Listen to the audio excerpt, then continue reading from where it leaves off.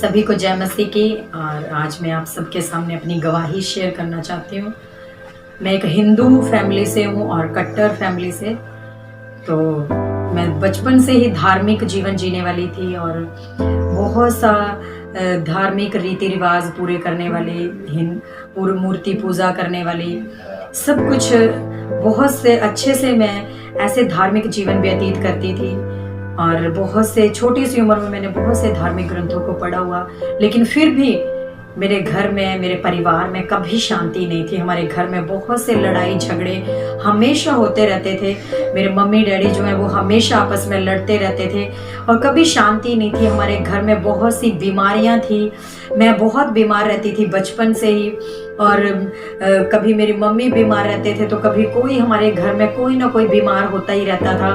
मेरे मम्मी जो थे उनको बचपन से जब वो छोटे थे तो उस समय उनको किसी ने जादू टोना कर दिया था और वो जादू टोने की वजह से काफ़ी कम से कम वो 40 साल की एज तक भी हो गए थे, लेकिन फिर भी वो जो शैतान था उनके अंदर था। मंदिरों में उनको लेकर जाते थे और वहाँ पे वो खुद को, अपने आप को बहुत मारते पीटते थे और एक एक महीना वो बिस्तर पे ही पड़े रहते थे ऐसे, और उनके शरीर में निशान पड़ जाते थे मार के, लेकिन कभी शैतान उनके जीवन से नहीं निकला और बहुत बीमार रहते थे और बहुत ज़्यादा लड़ाई झगड़े क्लेश हमारी ज़िंदगी में बहुत थे। मैं इतनी पूजा पाठ करती थी, मैं इतनी धार्मिक थी कि इतने पूजा पाठ करने के बावजूद भी मैं उन देवी देवताओं के आगे रोती थी और मैं कहती थी कि हे भगवान, मेरी श्रद्धा में कहाँ पे कमी रह गई है, क्यों हमारे घर में शांति नहीं है, क्यों हमारे घर से बीमारियां नहीं जा रही हैं, क्यों मेरे मम्मी डैडी लड़ाई झगड़ा बंद नहीं करते हैं, क्यों हमारे घर में ऐसा है। मैं इतनी पूजा पाठ करने वाली थी, पूरा हफ्ता मेरे व्रत होते थे, मैं फास्ट रखती थी और शिव जी की मैं इतनी बड़ी पुजारन थी कि मैं कहती शिव जी की मैंने गण बनना है। और मैं खाना भूल जाती थी, लेकिन पूजा पाठ करना कभी नहीं भूलती थी, ऐसी थी मैं। लेकिन फिर भी हमारे घर में कुछ भी अच्छा नहीं था, सब कुछ बुरा ही बुरा था। ऐसा बुरा जीवन बचपन से लेके ऐसा ही जीवन जीते गए। और जब मैं बीच में मैंने कई बार सुसाइड करने की कोशिश भी की अपने घर के हालातों को देख के। हम डर डर के जीवन जीते थे, लड़ाई झगड़ों की वजह से। जब हम छोटे बच्चे थे तो हम बड़े डर डर से जीवन जीते थे कि आज फिर लड़ाई होगी, और कोई दिन ऐसा नहीं होता था जिस दिन हमारे घर में लड़ाई नहीं होती थी। तो हर दिन ऐसा ही चलता रहा, सालों साल चलता रहा। और जब मैंने अपनी पढ़ाई पूरी की, +2, 16, 17, 18 साल की थी मैं उस समय, तो मैं ट्रेनिंग में आ गई और मुझे ट्रेनिंग में भेजा गया मेरे घर से, फैमिली से। तो मैं नर्सिंग की ट्रेनिंग करने जब आई तो मैं इतनी धार्मिक थी कि मैं वहाँ भी अपनी एक गीता की किताब लेकर आ गई थी और गीता की किताब मैं डेली पढ़ा करती थी। और सब लड़कियां मुझे देखकर हॉस्टल में हंसती थी कि बताओ ये कितनी धार्मिक है जो गीता की किताब पढ़ती है डेली। और मैंने अपने वहाँ हॉस्टल में भी एक मंदिर बना रखा था और मैं हर महीने सीनियर जूनियर को इकट्ठा करके जागरण करती थी। मैंने एक माता की भेंटों की किताब लिख रखी थी और ऐसा जीवन वहाँ भी रहकर मैं जी रही थी। लेकिन फिर भी जिंदगी में कुछ भी अच्छा नहीं चल रहा था, सब कुछ बुरा ही बुरा था। और फिर एक दिन ऐसा हुआ कि मेरे जीवन में एक और तूफान आया कि मुझे किसी ने जादू टोना कर दिया और मैं डिप्रेशन में चली गई। और जब डिप्रेशन में चली गई तो मेरी हालत दिन प्रतिदिन बिगड़ती चली गई और डॉक्टरों को दिखाया, दिमाग वाले डॉक्टर्स को इलाज करवाया तो उन्होंने कहा कि तू डिप्रेशन में जा रही है और दवाई खानी पड़ेगी। मैंने बहुत सी दवाइयाँ ली, बहुत सा ट्रीटमेंट करवाया, लेकिन कोई आराम मुझे नहीं आ रहा था। मेरी हालत और ज़्यादा बिगड़ती जा रही थी, यहाँ तक कि ज़िंदगी में किस्मत भी ऐसी हो गई थी कि जहाँ भी जिस काम पे हाथ लगाना वो काम सफल ही नहीं होता था और दुनिया के सफल हो जाते थे, मेरा कभी नहीं होता था। और सारी जगह से हार गई थी, निराश हो चुकी थी, हर वक्त एक डर का जीवन जीती थी। कोई कुछ कहता भी नहीं था, फिर भी मैंने डरे डरे से रहना, हर वक्त रोना, छोटी छोटी बातों पे रोना, मन में कोई शांति नहीं थी, कुछ भी अच्छा नहीं लगता था जिंदगी में। जहाँ भी जाती थी वहाँ पे मन नहीं लगता था और ऐसा होता था कि मर जा, सुसाइड कर ले, खत्म कर ले अपनी जिंदगी को।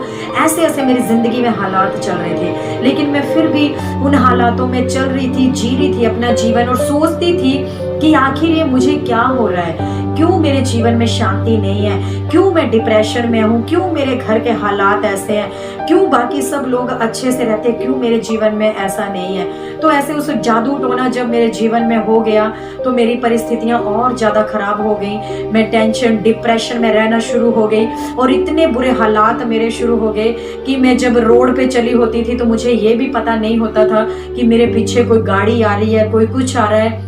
लोग मुझे धक्का दे के आगे करते थे कि कहीं मैं एक्सीडेंट में ना मर जाऊं। मेरा दिमाग मतलब इतना पागल हो गया था। फिर मेरी जॉब लगी कॉन्ट्रैक्ट बेस पे, तो मैं जब वहाँ ड्यूटी पे जाती थी तो मुझे जब हमारे जो ऑफिसर हैं, डॉक्टर्स लोग हैं, जो मुझे कहते थे कि निशा ये काम कर ले, तो मुझे कुछ समझ ही नहीं आता था। मेरा दिमाग इतना बंद हो चुका था, मैं रजिस्टर खोलती थी और बिल्कुल बंद करके रख देती थी। कुछ नहीं पता लगता था कि मुझे करना क्या है। अगर मुझे भेजते राइट साइड थे, मैं लेफ्ट साइड चली जाती थी। ऐसा दिमाग हो गया था मेरा। मेरे पास एक स्कूटी थी और मैं उस स्कूटी को लेकर जब चलाती थी तो मेरे दिमाग में आवाज आनी मुझे अंदर से कि स्कूटी को ये एक्सीडेंट कर दे, कहीं ट्रक के नीचे डाल दे, कहीं टेम्पो के नीचे, कहीं खेतों में घुसा दे। तो मैं ऐसे ही कर देती थी, लेकिन मुझे नहीं पता कि मैं उस समय भी कैसे बच जाती थी। और उसके बाद सब लोग मेरे ऊपर हंसते थे। मेरे डॉक्टर्स भी, उन्होंने भी कहा, जब मैं ठीक होगी मुझे बाद में वो बताते थे कि कहते हैं कि हम ये कहते थे कि अब के बार जो है सरकार ने बच्चों को जो है वो पागल बच्चों को भर्ती कर रखा है अब के बार गवर्नमेंट ने। तो मेरा मजाक उड़ाया जाता था। छोटे छोटे बच्चे मुझे पागल कह के बुलाते थे।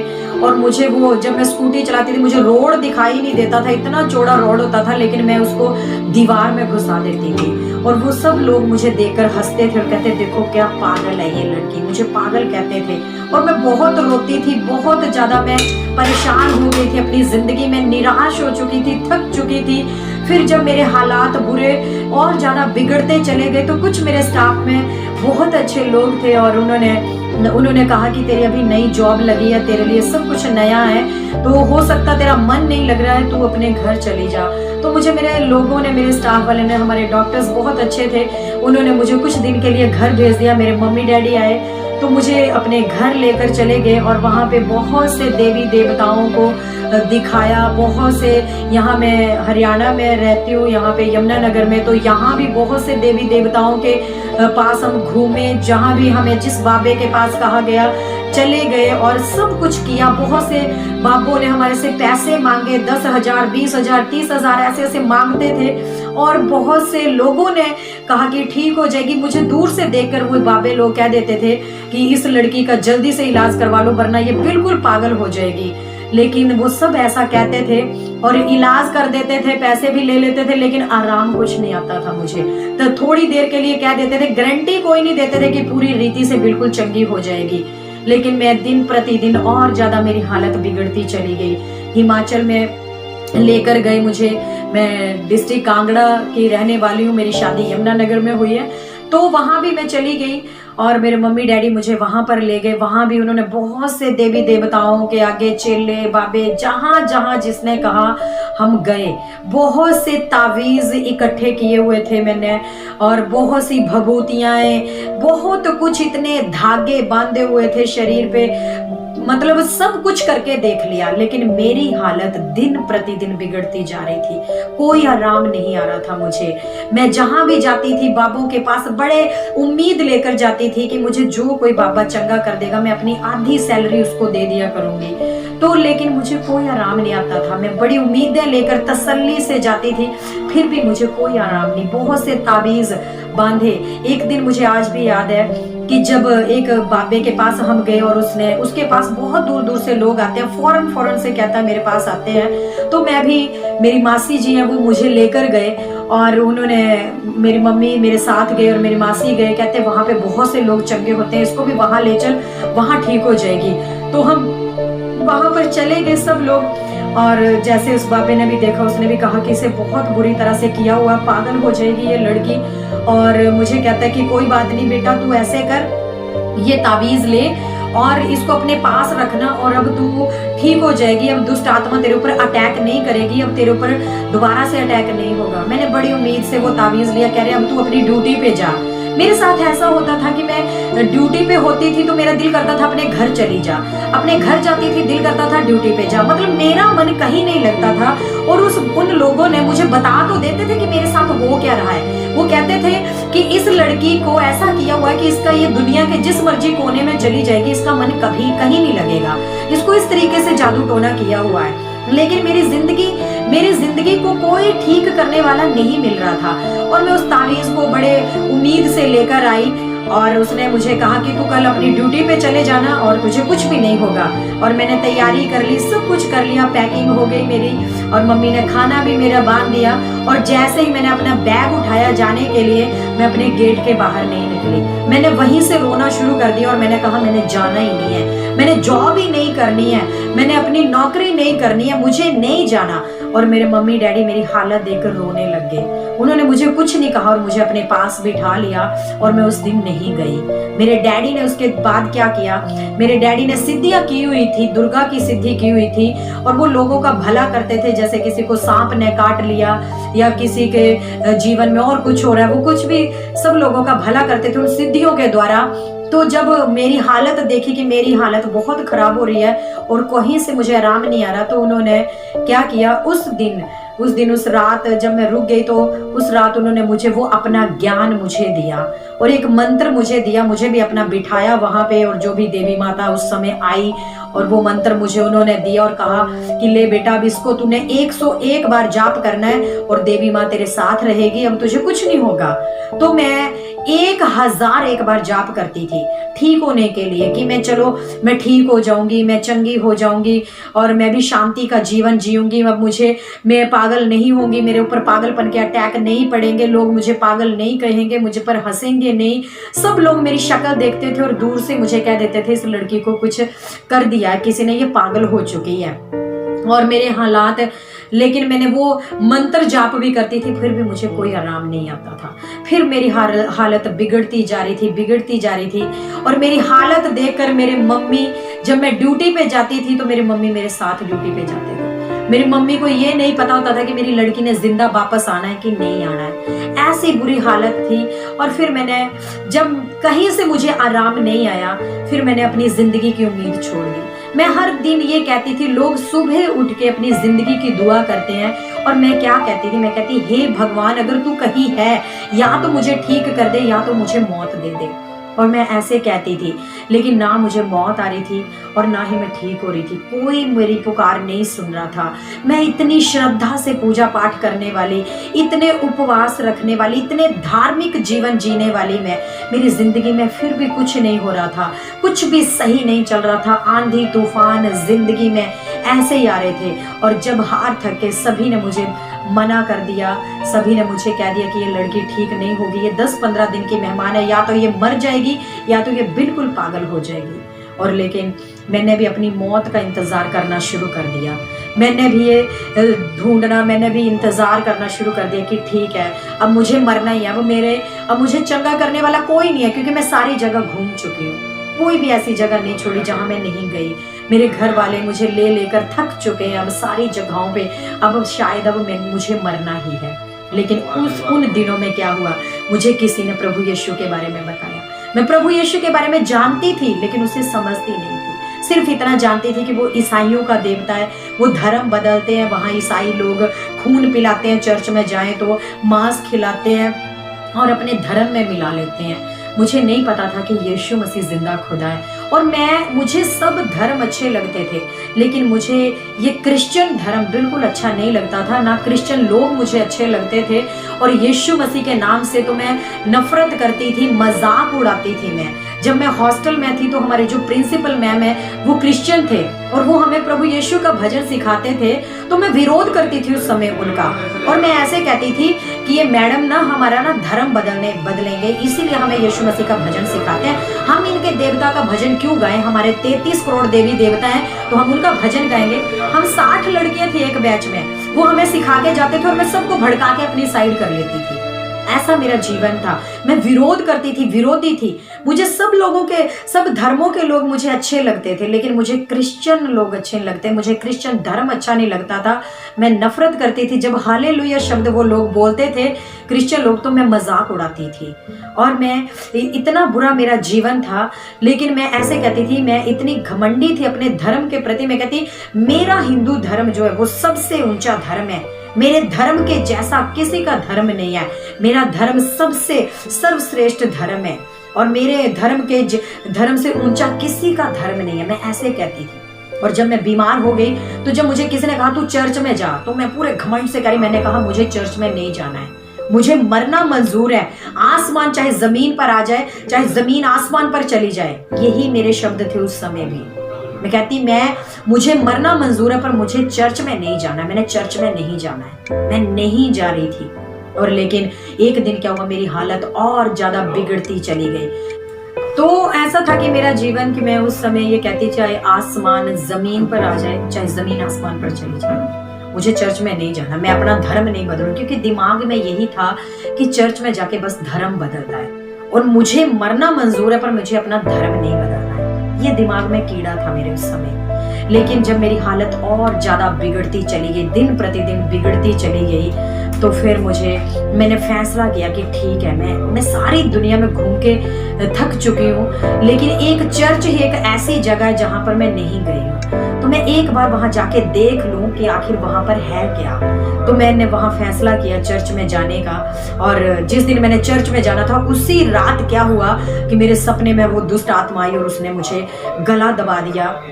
और उसी रात सपने में यीशु मसीह आए और उन्होंने मेरे हाथ पे अपना खून लगा दिया।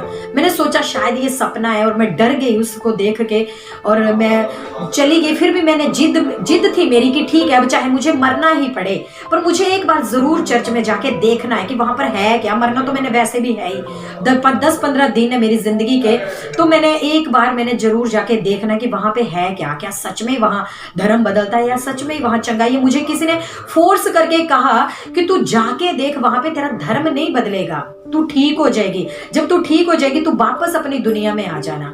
लेकिन फिर मैंने फैसला किया कि ठीक है, अब मैं जाऊंगी। और जब मैं गई वहां पे चर्च में, तो मुझे 8 घंटे वहां पर खेल पड़ी। जैसे दुष्ट आत्माएं जो है वो खेलती हैं, तो वैसे वो दुष्ट आत्मा मेरे अंदर आई। और इतने मोटे मोटे भाई थे, और मैं बिल्कुल पतली थी, 40 किलो मेरा वेट था उस समय। और वो मैं 8 बंदे मुझे पकड़ते थे, और मैं उन 8 बंदों के काबू नहीं आ पाती थी। ऐसा उस दुष्ट आत्मा का जोर था मेरे अंदर। लेकिन पहली बार जब मैं चर्च में गई, तो पहली बार मुझे वहां जाकर ऐसा लगा कि शायद अब मैं ठीक हो सकती हूँ, शायद अब मैं चंगी हो सकती हूँ। फिर उन्होंने मुझे एक बाइबल दी और मुझे कहा कि अगर तू ठीक होना चाहती है तो तू इस बाइबल को पढ़ना, रोज पढ़ना।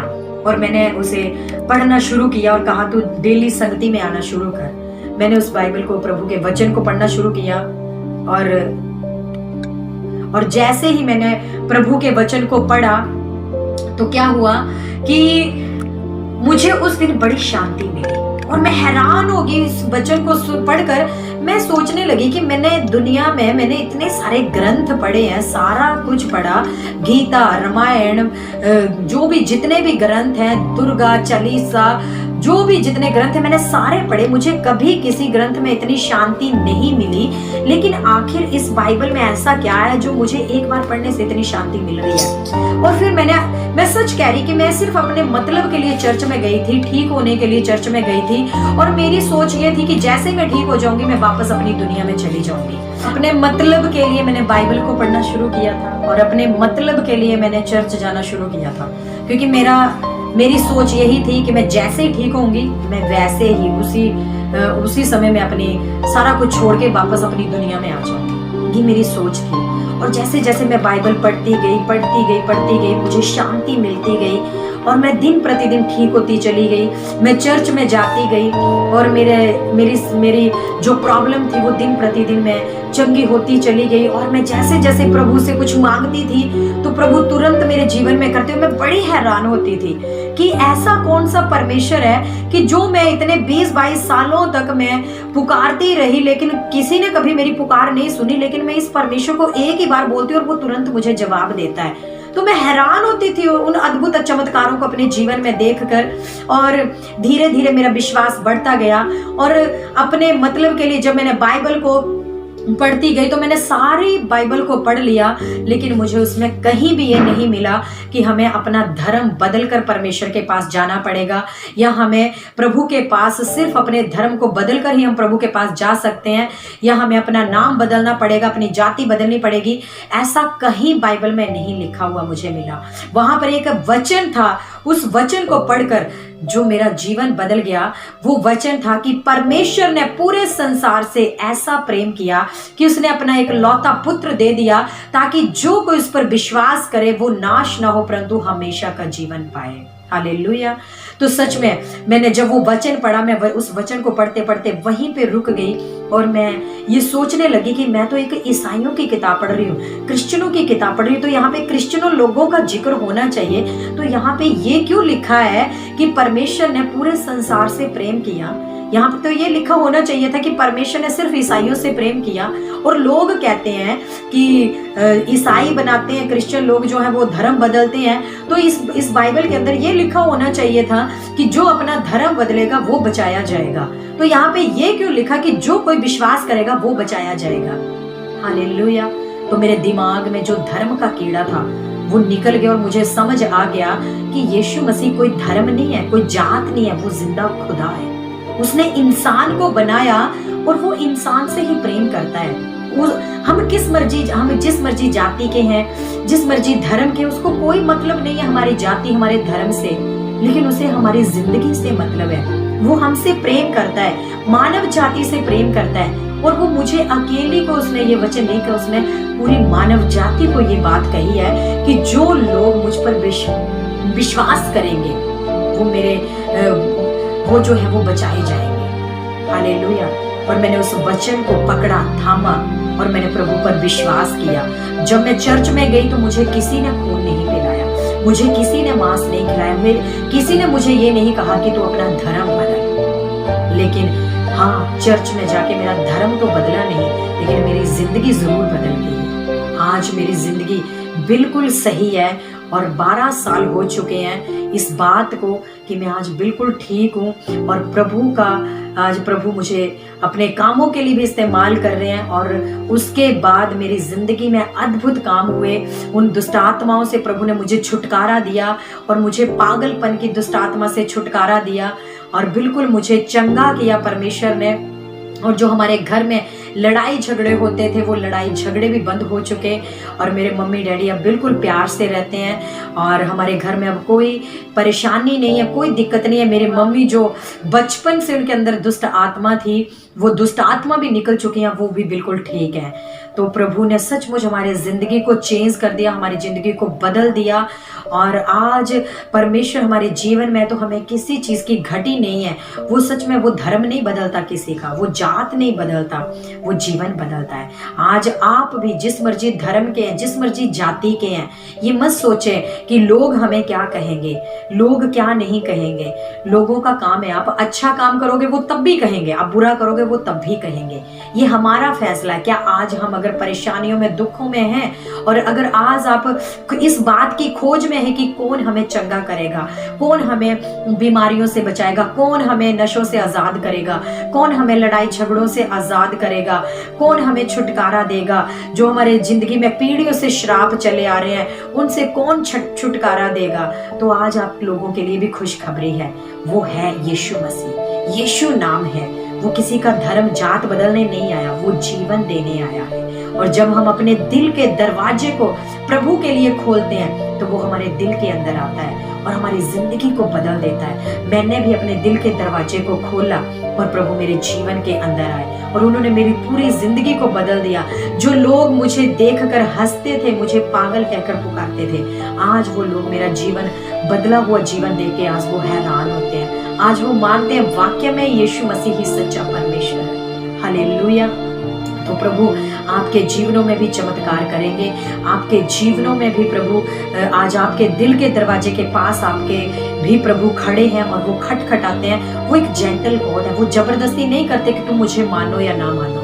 वो जेंटल गॉड है। वो हमारे ऊपर है, हमारी मर्जी है कि हम उस पर विश्वास कर भी सकते हैं और नहीं भी कर सकते हैं। अगर हम विश्वास करेंगे तो सच में बचाए जाएंगे। प्रभु ने इन 12 सालों में मेरी जिंदगी में ऐसे ऐसे अद्भुत चमत्कार किए हैं कि मैं आपको इस छोटी सी गवाही में बयान नहीं कर पाऊंगी। हालेलुया। आज जो मेरे डैडी जिन्होंने सिद्धियां की हुई थी, आज वो भी प्रभु पर विश्वास करते हैं, आज वो भी ईमान लाते हैं। अगर आज उनके पास कोई आ जाता है तो आज वो सीधा कहते हैं, फोन करते हैं और कहते हैं बेटा इनके लिए प्रार्थना करो, सांप ने काट लिया। आज उनका भी विश्वास प्रभु के ऊपर है, क्योंकि वो भी सच्चाई को जान चुके हैं। आज पूरा घराना, मेरा पूरा घराना उद्धार पाया हुआ है।